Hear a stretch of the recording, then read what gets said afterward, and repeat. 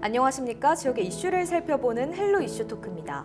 모두에게 균등한 기회를 보장해야 하는 정책이라면 교육을 빼놓을 수가 없는데요.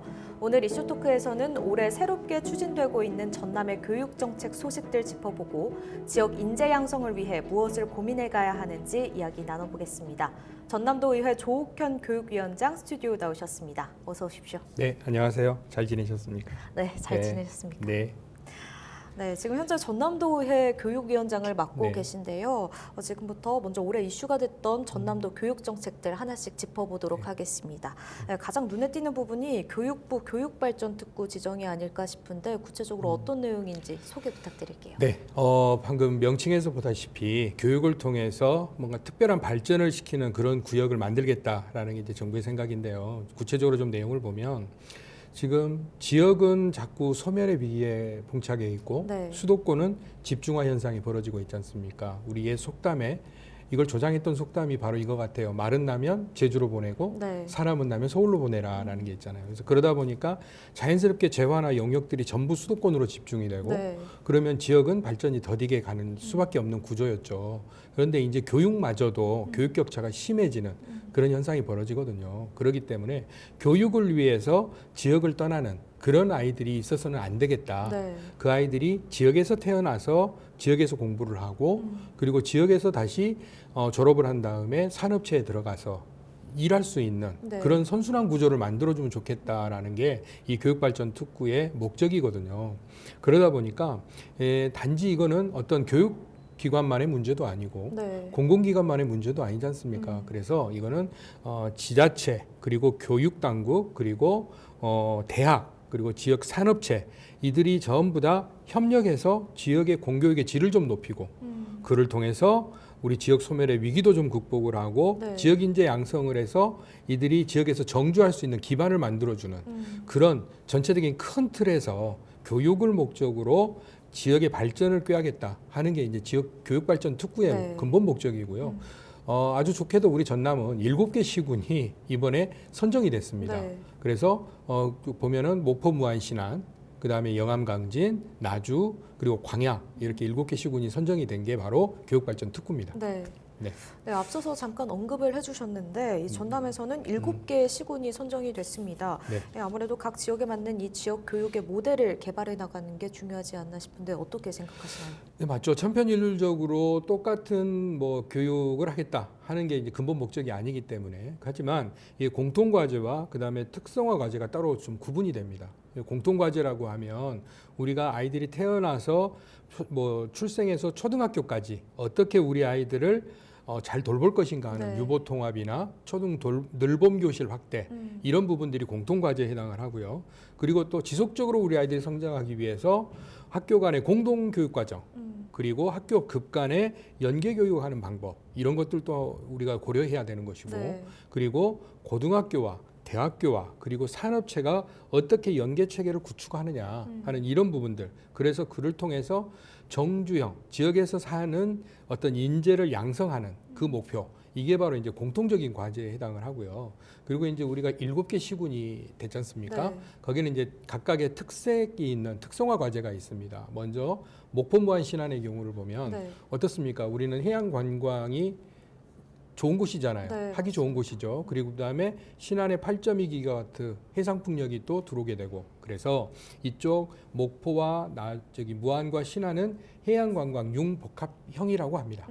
그래서 지역의 대학과 그리고 무안반도의 공동 교육 과정을 통해서 우리 아이들이 해양 문화 또는 해양 관광에 훨씬 특화되어 있는 아이들을 길러내는 것 이것이 목포 무안 신안의 과제고요.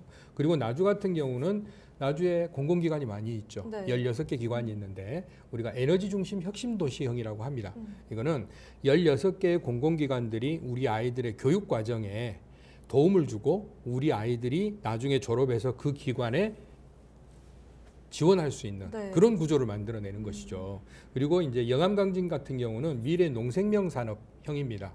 그래서 그쪽에는 우리가 국제학교를 좀 설립을 할 거예요. 국제학교 설립을 해서 해외 유학생들을 좀 많이 받아서 우리 스마트팜이나 이런 미래 농법들을 좀 잘할 수 있는 그런 허브 역할을 하는 게 이제 그쪽이고요. 그리고 이제 광양 같은 경우는 신소재 산업 인재형입니다. 네. 그래서 순천대와 그리고 고등학교가 연계가 돼서 우리 그쪽에 지역의 인재들이 취업할 수 있게끔 하는 그런 특색 과제를 갖고 있습니다. 네, 또 올해 전국에서 처음으로 네. 이 전남 지역 초등학생을 대상으로 학생 교육 수당을 지급을 했습니다. 네. 이 학생 교육 수당이 보편적 복지다 아니면은 선심성 정책이다 다양한 의견들이 도출된 걸로 알고 있는데요. 네. 의원님께서는 어떻게 보시나요? 네, 지금의 정부에서는 이거를 뭐 선심성 정책으로 보는 경향성도 있었습니다. 하지만 결론적으로 말씀드리면 보편적인 복지다라고 저는 봅니다. 왜 그러냐면 우리가 선심성이라고 그러면 굳이 필요하지 않는데 있으면 더 좋은 경우가 선심일 수 있어요. 네. 그런데 우리 전남의 교육 현실을 보면 지금 학생 수가 갈수록 줄어들고 있죠. 네. 전남의 인구 감소에 따라서 자연스럽게 젊은 사람들이 떠나고 그러다 보니까 학령 인구가 줄어들게 되거든요. 그래서 우리가 통계를 보면요. 2026년에는 16만 8,900여 명이에요. 네. 22년 대비 7.2%가 감소된 겁니다. 그러다 보니까 전남의 농산호천의 작은 학교들은 이제 폐교 위기에 몰리게 돼 있는 거거든요. 그러면 아시다시피 지역의 학교라고 하는 거는 단지 교육기관의 문제가 아니라 네. 어떤 마을을 구성하는 중요한 구심체적 역할을 하는 곳이거든요. 그런데 학교가 이렇게 없어지고 있어요. 네. 그러면 우리 전남에서 전남을 떠나지 않고 공부하고 있는 아이들 그리고 전남에서 소중한 자녀들을 교육시켜 주기를 허락해 주시는 부모님들한테 네. 뭔가의 보답이 필요한 거죠. 그리고 그들이 여기서 공부하는데 어려움이 없게끔 모든 기반을 조성을 해줘야 되지 않습니까? 네.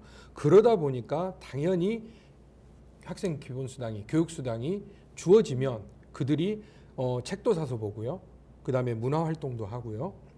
여러 가지 교육 과정에 쓸 수 있는 것들을 할 수 있잖아요. 네. 그래서 우리가 학생 기본 교육 수당을 지금 지급하기로 했는데 그런 의미에서 보면 이거는 결국 교육의 기회를 균등하게 하는 것이고 그리고 또 하나 교육의 질과 수준을 한층 더 높여주는 네. 그런 일을 하는 것이죠. 그러다 보니까 이거는 단지 선심성으로 뭐 돈 얼마 준다가 아니라 우리 아이들을 위해서 당연한 보답이라고 생각합니다. 보편적 복지가 맞습니다. 네, 아무래도 이 학생 교육 수당이 지속적으로 이제 발전을 해나가기 위해서는 교육 격차 해소와 그리고 균등한 교육 복지에 도움이 되었는지에 대한 모니터링도 중요할 것 같습니다. 이 부분은 어떻게 해나가는 게 좋을까요? 네, 아주 중요한 말씀을 해주셨는데요. 우리가 어떤 정책을 시행을 할 때 그 정책이 실제적으로 지역에서 어떻게 진행이 되고 있는지를 반드시 환류해야 되거든요. 네. 그래야 그 정책의 방향을 설정을 하고 부족한 부분은 보완을 하는 그런 상황이 될 건데요. 그래서 이제 지속적인 모니터링이 가장 필요하죠. 네. 가장 필요한 건데 지금 우리가 3월부터 올 3월부터 지금 한 거지 않습니까? 네. 그래서 이제 2달 됐잖아요. 2달 지급했는데 저희가 뭐 분기별로 이 바우처 형태로 지급을 하거든요. 어떻게 사용을 했는지도 저희들이 파악을 좀 해야 되고 네. 그리고 특히 시군 간의 격차는 이를 통해서 얼마나 좀 줄어들었는지 그리고 어떤 도시와 농촌 간의 격차는 또 얼마나 해소됐는지 이런 부분들을 저희들이 계속 모니터링하고 또 이거를 통계화해서 다음번에 시행할 때 정책으로 다시 이어가야 된다고 봅니다. 네, 또 그리고 오는 5월 29일이죠. 네. 여수에서 대한민국 글로컬 미래교육 박람회가 개최가 됩니다. 네. 현재 전남교육청이 박람회 개최 준비에 한창인 걸로 알고 있는데요. 도의회에서도 박람회 성공 개최를 위해서 다양한 지원들 하고 계시죠. 네, 저도 지난주에 전라북도를 다녀왔습니다. 전라북도 교육청, 전라북도 도청, 그리고 또 심지어 저희가 한옥마을에 가서 또 홍보도 했어요. 그래서 다른 지역에서 이렇게 봅니다. 지금 전남의 의원들이 네. 집행부와 함께 우리나라 전역을 다니면서 홍보를 하고 있어요. 네.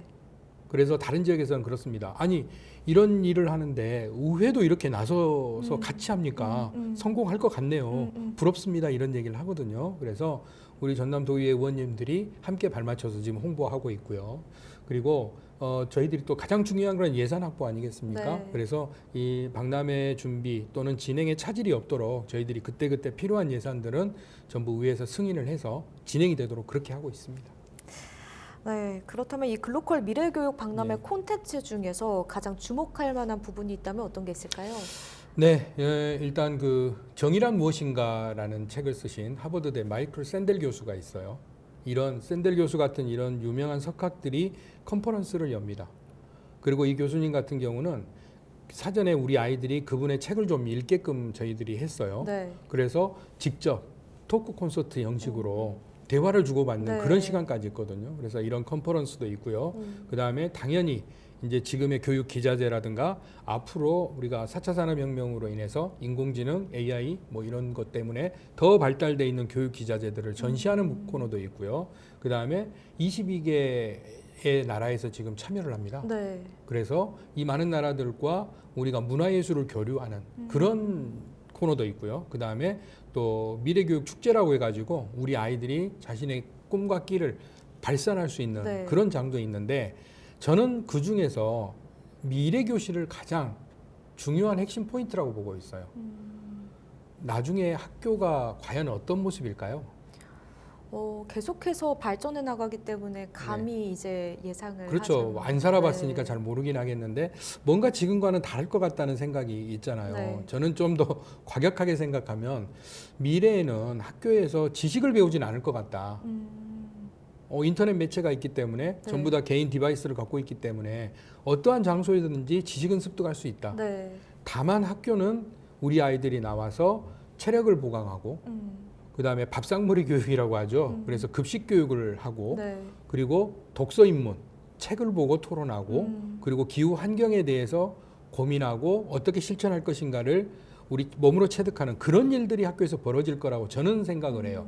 나중에는. 네. 하지만 지금 우리의 미래교실이라고 하는 거는 전남형 미래교실이라고 제가 얘기를 하는데 네. 아시다시피 전남은 많은 섬들로 이루어져 있어요.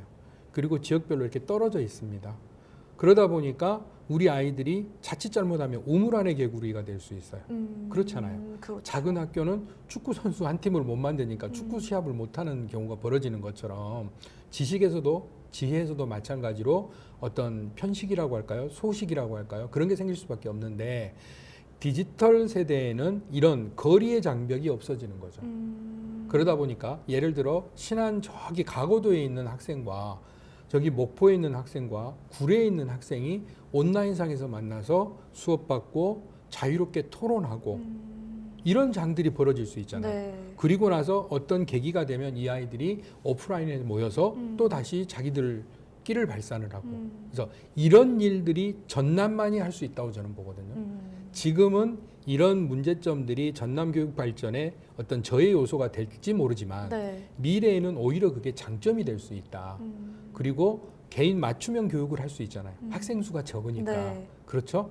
그래서 이 미래교실 교육박람회 컨텐츠 중에 전남형 미래교실을 저희들이 대안으로 제시를 할 거예요. 그래서 그 부분은 꼭 와서 봐주셨으면 좋겠고 실제적으로 우리 아이들이 어떤 장소만 구비되어 있는 게 아니라 총 48시간의 수업을 합니다. 네. 그래서 이제 온오프라인 병행하는 브랜디드 수업도 하게 될 것이고요. 박람회 내에서요. 네. 그래서 실제적으로 우리 아이들이 참여해서 시연도 하고 하는 그런 수업이 있어요. 그래서 저는 콘텐츠 중에서 가장 기대되는 거는 미래교실이다라고 생각합니다. 네, 전남형 미래교실 이렇게 네. 잠깐만 들어도 정말 기대가 되는데요. 네, 미래교육의 이야기가 나와서 이제 드리는 질문인데 이제 앞서서 저에게도 네. 이제 질문을 하셨는데 이 4차 산업기술이 빠르게 발달하면서 교육 현장도 빠르게 변화를 할 것 같습니다. 이 부분은 구체적으로 어떤 생각 가지고 계실까요? 네, 4차 산업혁명이 오면서 AI로 대변되는 인공지능, 그 다음에 사물 인터넷으로 이야기되는 IT 기술 발전이 급격하게 이루어지고 있습니다. 네. 벌써 지금 그 세상에 우리가 살고 있는 것이고요. 일례로 챗GPT에게 우리가 질문을 하고 거기에 있는 답변을 우리가 일상생활에 참조하는 시대가 됐지 않습니까? 네. 그런데 챗GPT를 우리가 사용할 때 가장 중요한 것은 어떻게 질문을 잘할까라는 네. 문제죠. 네. 우리가 질문을 잘못하면 챗GPT는 잘못된 정보를 답변을 하게 돼 있어요. 네. 그래서 가장 중요한 거는 독서 입문이라고 저는 봅니다.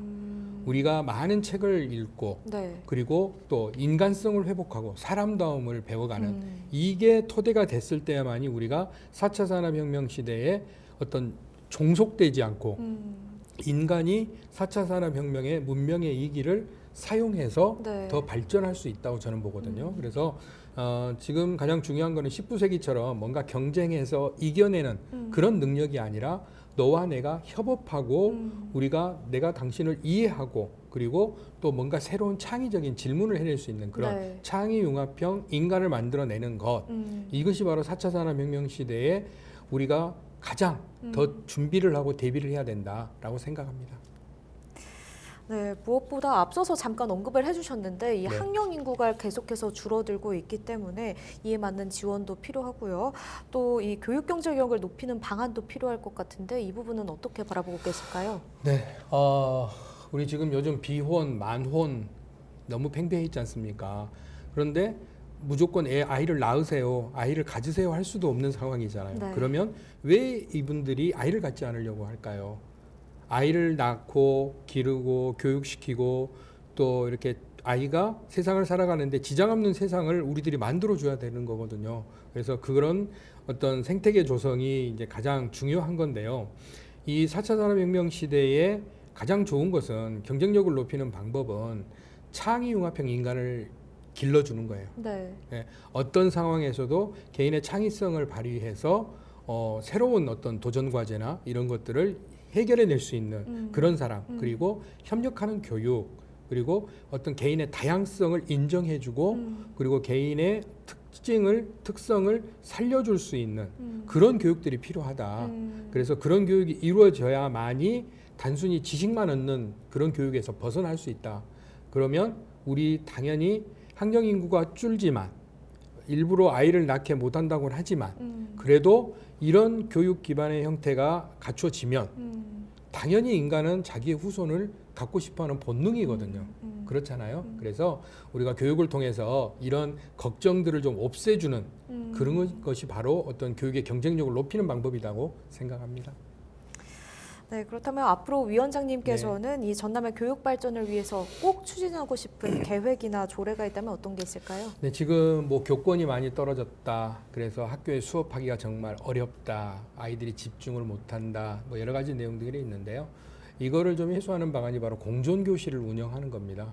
너와 내가 함께 공존하는 그런 교실. 네. 학생과 그리고 선생님이 공존하는 교실이거든요. 그래서 이런 공존교실 운영이라든가 AI를 활용한 미래교육 이런 부분들이 훨씬 더 내실 있게 잘 이루어질 수 있도록 그런 정책에 더 관심을 가질 거고요. 그리고 요즘 디지털 자꾸 그러는데 디지털 문맹이 있어요. 아시죠? 네. 어르신들 같은 경우 네. 우리 스마트폰이나 이런 걸 통해서 우리가 많은 지식을 얻게 되는데 그분들이 아무래도 그쪽에 조금 더 어두우실 수 있잖아요. 그리고 우리가 당장 강의에 가면 주문을 키오스크로 합니다. 네. 근데 그걸 사용하지 못하면 삶의 질이 떨어지는 거예요. 그렇죠. 그래서 저는 전라남도에 평생교육이라고 하는 아이부터 어른까지 전 연령이 교육받고 있는 거잖아요. 네. 인생은 배우는 과정이니까요. 네. 그러면 이 어르신들의 디지털 문맹을 어떻게 줄여드릴까? 그래서 디지털 문해력을 높이는 그런 관련 조례를 한번 만들어 보고 싶어요. 네, 그렇다면 마지막으로 우리 네. 시청자 여러분께 한 말씀 부탁드리겠습니다. 네, 각 지역별로 지금 자꾸 학교는 없어지고 있고요. 그래서 그를 통해서 지역 소멸의 위기도 같이 오고 있는데요. 어떻게 하면 우리 마을 공동체가 그대로 유지가 되면서 또 우리 아이들의 웃음소리가 끊이지 않는 그런 마을을 만들까 계속 고민하겠습니다. 그리고 가까운 목포 같은 경우에도 지역이 그러니까 도시가 수평팽창을 하면서 또 학생들의 위치도 좀 변해가고 있어요. 학교의 위치도 변해가고 있는데 구도심에 있는 학교가 원도심으로 빠져나갈 때 그 구도심의 학교는 어떤 교육기관으로 다시 자리매김을 할 것인가라는 그런 부분들도 같이 논의하고 고민하고 있습니다. 그래서 제가 우리 아이들에게 항상 해주는 말이 있습니다. 미래는 꿈꾸고 준비하는 사람이 주인공이 된다는 말이 있는데요. 도민 여러분들께도 같이 똑같은 말씀을 드리겠습니다. 여러분들이 꿈꾸고 준비하는 세상엔 반드시 여러분이 주인공이 되실 수 있습니다. 그러나 선제 조건은 반드시 준비하고 계셔야 되고 부단한 노력이 필요하다라고 생각합니다. 전라남도 의회에서도 우리 아이들과 그리고 도민들의 행복을 위해서 저희들 늘 최선을 다하겠습니다. 네, 위원장님 오늘 말씀 여기까지 듣겠습니다. 감사합니다. 네, 감사합니다. 네, 앞으로도 교육 환경 개선을 통해 경쟁력 있는 교육 도시 전남을 만들어갔으면 좋겠고요. 이를 위해 더 많은 사람들의 지혜를 모아가는 과정도 필요하겠습니다. 오늘 이슈 토크는 여기서 마칩니다. 함께해 주신 여러분 고맙습니다.